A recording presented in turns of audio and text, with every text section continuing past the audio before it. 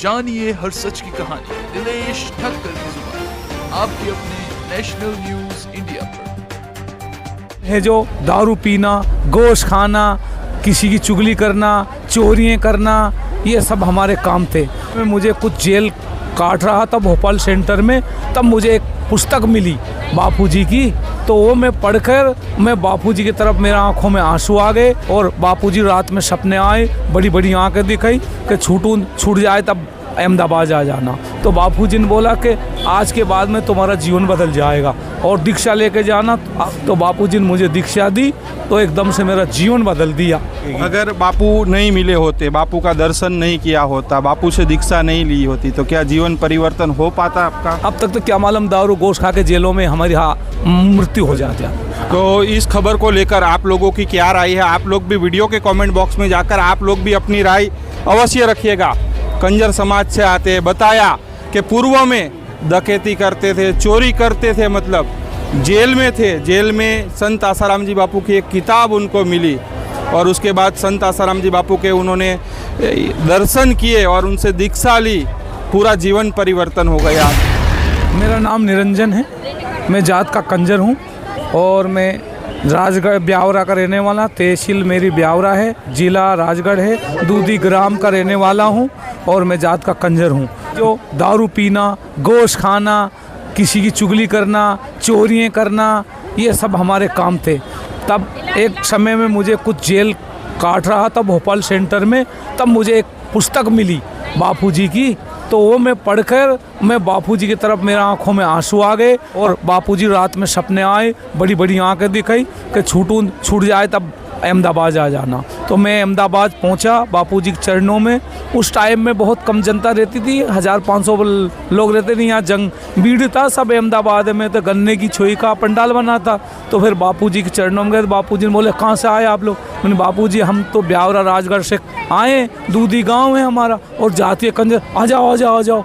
तो बापूजी ने बोला कि आज के बाद में तुम्हारा जीवन बदल जाएगा और दीक्षा लेके जाना। आप लोग कंजर हो ना, चोरी डकैती करते हो ना, दारू पीते हो, दारू बनाते, भट्टियाँ बनाते। हाँ। तो बापूजी ने बोला कि यहाँ भी मेरे यहाँ अहमदाबाद में भी भट्टियाँ उतारते थे कंजर लोग और दारू बेचते थे।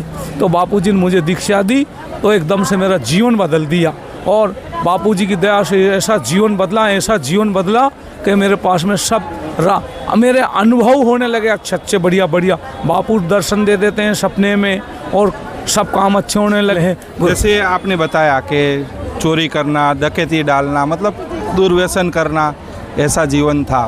केवल जेल के अंदर जब आपको कारावास हुई थी, किताब पढ़ी बापू की और आपने तय किया कि बापू को मिलना है जी, और बापू के दर्शन किए, दीक्षा ली बापू से जी। उसके बाद क्या ये धंधे किए क्या? नहीं, उसके बाद में तो हम एक चींटी को भी, गांव में थोड़ी ज़मीन है हमारे पास में, तो चींटी भी अगर पानी में आ जाती गांव के टाइम में तो उसको भी उठा के बाहर रख देते हैं हम। ऐसा जीवन परिवर्तन हुआ कि हमें तो किसी पे हिंसा करना, किसी का बुरा कर्म करना देख के हमें दया आती है। क्यों बापूजी ने ऐसा खजाना दे दिया अंदर से, तो हम तो गदगद हो गए। पर मैं हाथ जोड़कर प्रार्थना करता, अब तो आंखें खोलो, 12 साल बाद में आंखें खोलो। अभी भी बापूजी चकाचक दिखाई दे रहे हैं। वक्त ऐसा आएगा कि बापू के पास में इतनी जनता रहेगी, 1 किलोमीटर से अगर हाथ दिख जाए, धोती कपड़े दिख जाएंगे तो कहेंगे कि धन्य भाग हमारे हैं जो बापूजी के दर्शन हुए हैं। ऐसा समय आने वाला, बापूजी ऐसे जाने वाले नहीं धरती पे।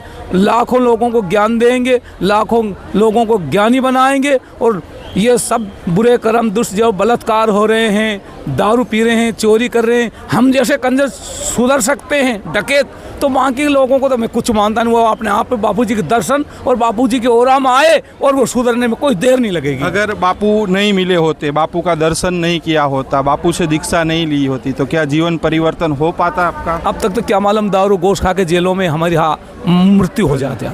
हाँ, कई लोग मरे। हमारे अंग्रेज़ों के ज़माने से ही हम लोग कंजर, मुगल अंग्रेज़ों के ज़माने से ही हम लोग इसी दौर में चलते आए। लेकिन जब बापू की शरण में आए तो सारे कंजरों को बापूजी ने एक तरफ ला के और बापूजी ने बहुत बड़ा आशीर्वाद दे के, यूँ समझ लो हमें तो गंगा जी नहाने के लिए आना नहीं पड़ा, पर बापू ब्यावरा में आकर सत्संग देकर सभी लोगों को गंगा जी नहला के चले गए। बापू क्या अनुभव हुआ था?